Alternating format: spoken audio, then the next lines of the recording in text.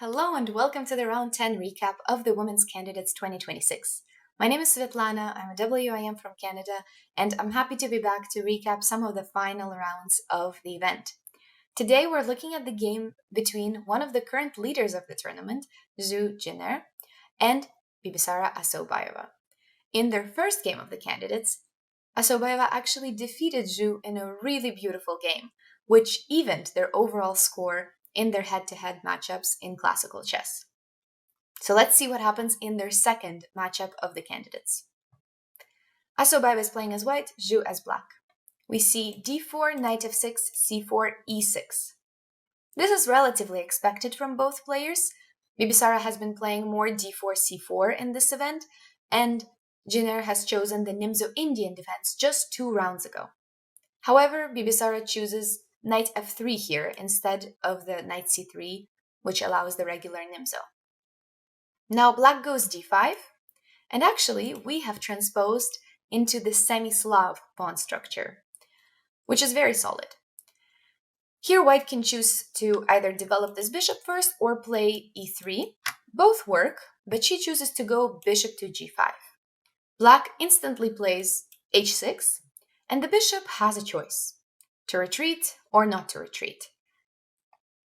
So bishop h4 is an option, and after this, things can get a little sharp when black takes e4. This should be played to gain some space in the center.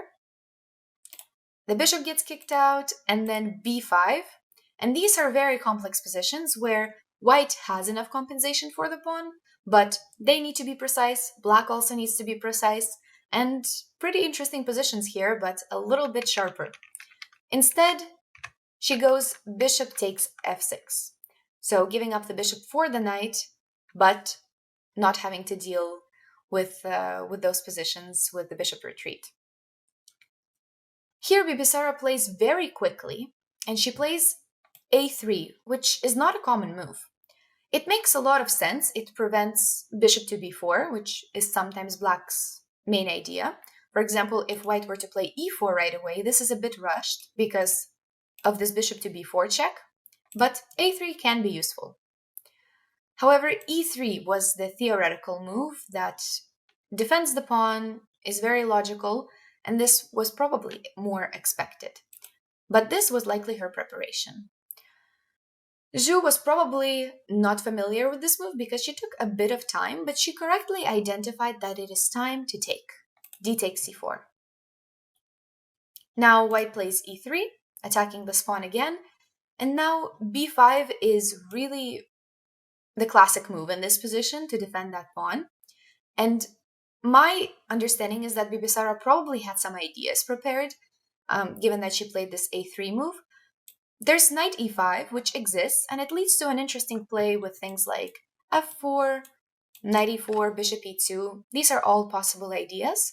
And yeah, it would have been interesting to see this game, but Zhu went for g6 instead, which is a completely new move, and it's not the computer's favorite, to be honest. I think it's because white comfortably regains that pawn and gets to keep some of their other advantages of the position, like some extra space, some extra development. So bishop to c4, I would think that from now on, both of them are out of theory and we enter that middle game phase. And if we talk about just this structure in general, both castled, it's rather solid for both sides. There are not any obvious weaknesses for anybody. White might be a little bit better because of the extra space, and there's a possibility to go e4 and e5 later. They can also develop with queen here, rook here. Pretty comfortable life. Black is also not particularly struggling. They can play c5 at the correct moment. They can also develop their pieces and prepare that. So many options. In the game, though, Bibisara took a slightly different approach and activated the knights instead. So she went knight here. And then the second knight went to e4. Now the queen retreats, and the nice thing for black is that this pawn cannot be taken because there's bishop to e5 as well. So the pawns stay as they are, and queen to f3 played. But now we have a change in pawn structure. with an isolated pawn after black takes and white takes back. So the pawn structure is very classic. It has some pros and cons, as we know, but at least now it gives black something concrete to play against. So that's exactly what Zhu tries to do for the rest of the game, is to play against that isolated pawn. However, she decided to trade off the knights with knight to c6. This one was a bit surprising, although the move itself is good. It's perfectly okay. But if you want to trade the knights, you could have also played knight d7, and there was nothing wrong with it, just maybe a bit slower with the development, and this actually gave a very, very minor edge to black. But knight c6 also makes sense, and definitely not wrong, but it changes the position. So now the situation is roughly even, and there's this mutual weakness. There's this d4 pawn for white and the c6 for black, and they will both have to spend some time both targeting the opponent's weakness and defending their own. So that makes for an interesting middle game. That's exactly what they do for a very big portion of it. So the rook defends, the rook attacks, the queen defends, and they're going like that back and forth. Now black plays a5, trying to play bishop a6 potentially. So white says no and doesn't allow that for now. And we had an interesting moment here where we got a repetition that repeated twice. And not 3 times though, because Zhu Jiner decided to decline it. Both had about 50 minutes to 1 hour on the clock, so nobody was really in time trouble, and the position still has a lot of play in it. So probably the tournament situation also played a role, because Zhu Jiner was leading, and it's worth it to try to push at this point in the tournament, because a lot of people are catching up. Anybody could win at any point. So since the position is relatively under control, black is not risking too much, she decided to go on. So she declines the repetition with queen to b8. Personally, I really admire that spirit, and I think it's very reasonable to do that, but it does come with a slight risk that you might overpush and not win in the end, but there's no way to know unless you try. So that's what she did. But Bibisara was, of course, also willing to continue fighting, and she went on to make that trade and activate the rooks and try to attack that c6 weakness. Once again, just mutual attacks everywhere. And now g3, just a useful move. And everybody, so now black found actually another weakness, which is the one on b2, which also makes a lot of sense. White defends it. And here, I would say that black is in charge of the next pawn break, which is most likely going to be e5 to play at the right moment. But it's really tough. You have to shuffle around, find the right moment to do all of this to finally change the position a little bit.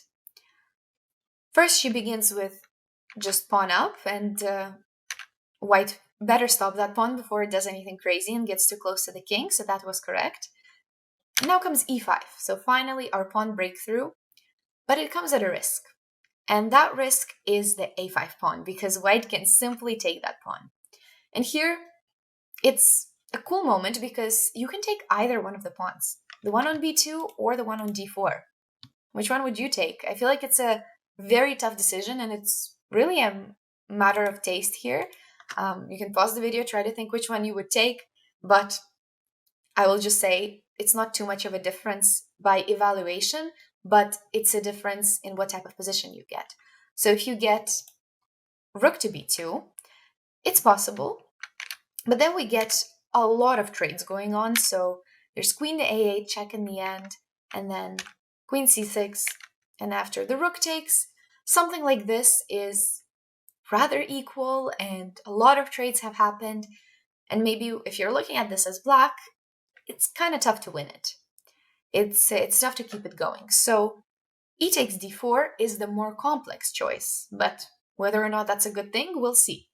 So now there is this battle between this passed pawn and these two passed pawns. Well, only one of them is really going to be a passed pawn. And which one is going to be stronger in the end? So for now, everybody tries to reshuffle and then put their pieces on their best squares. But from here on, something really interesting happens. Black plays queen to e8. Looks like a totally reasonable move, trying to play queen to e1.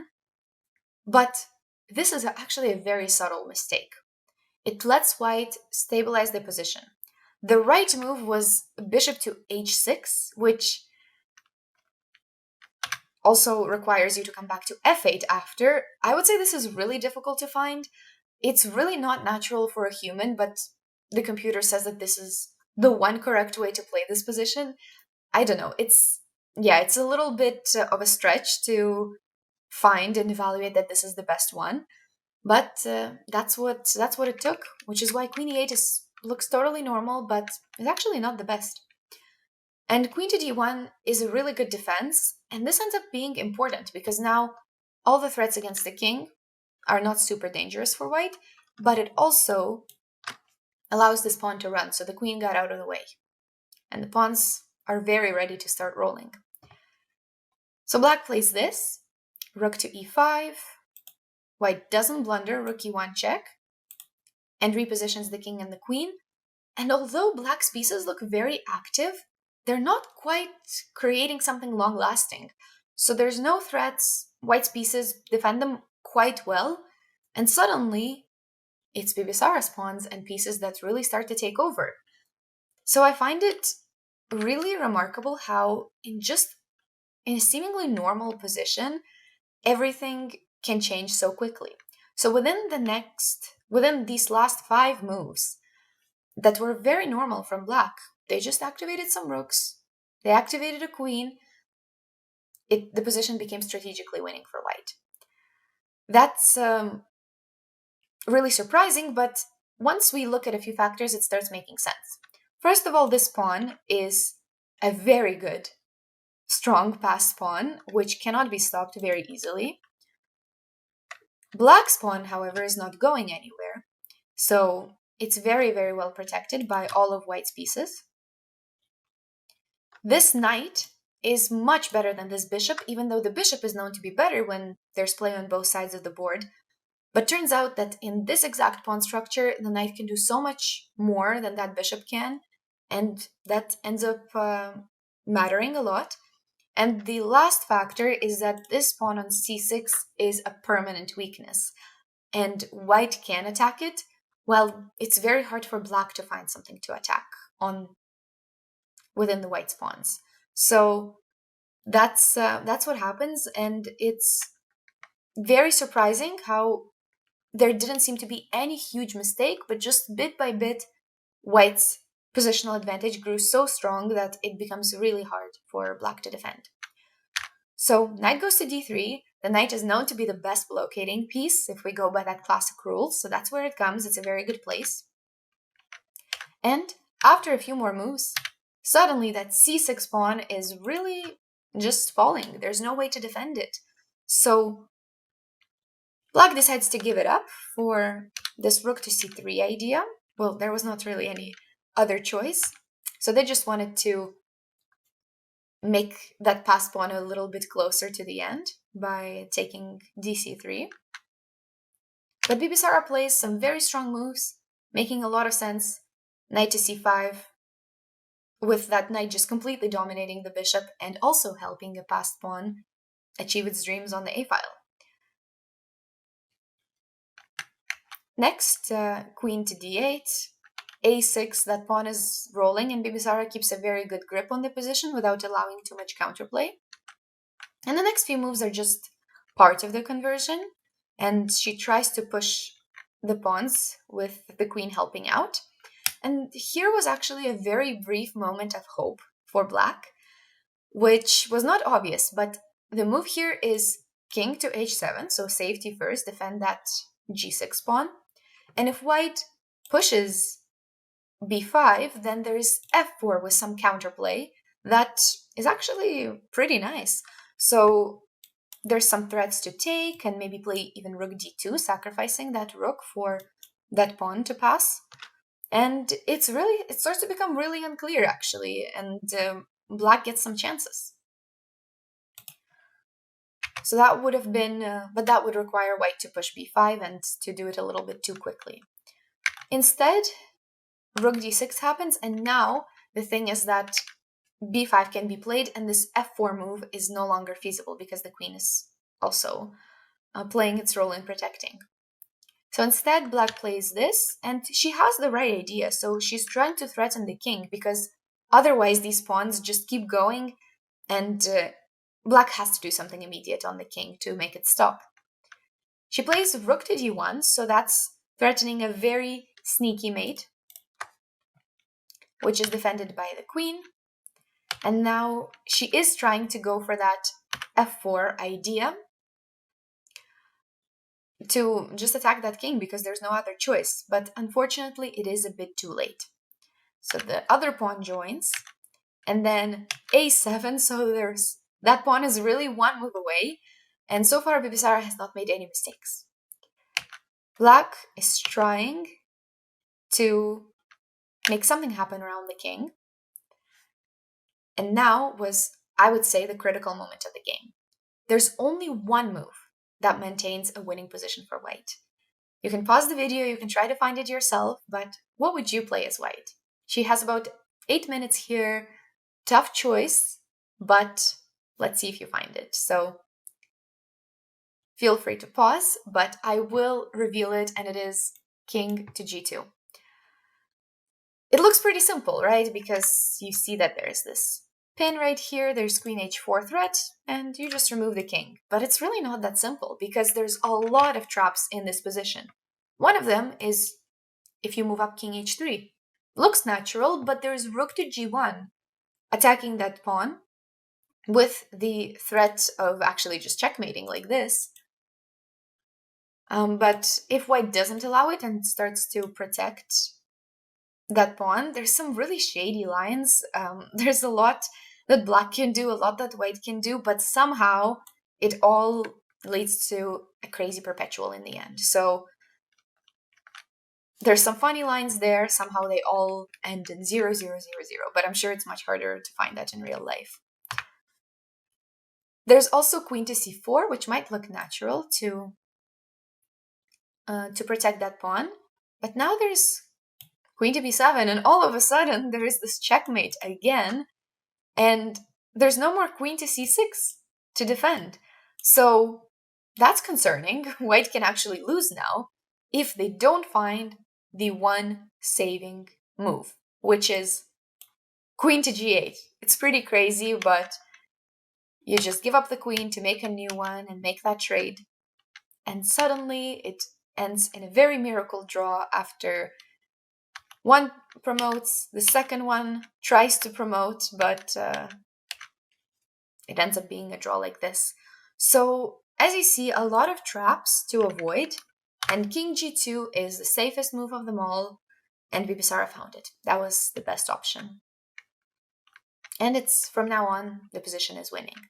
So the rook still tries, but the queen can promote, and now the difference here is that after check, the king goes to f1. Although it looks pretty threatening on the king, white has just enough pieces to defend everything. So after the check, rook goes to f2, and that's it. There's no more checks from black, and the two queens seal the victory for white, for Bibisara.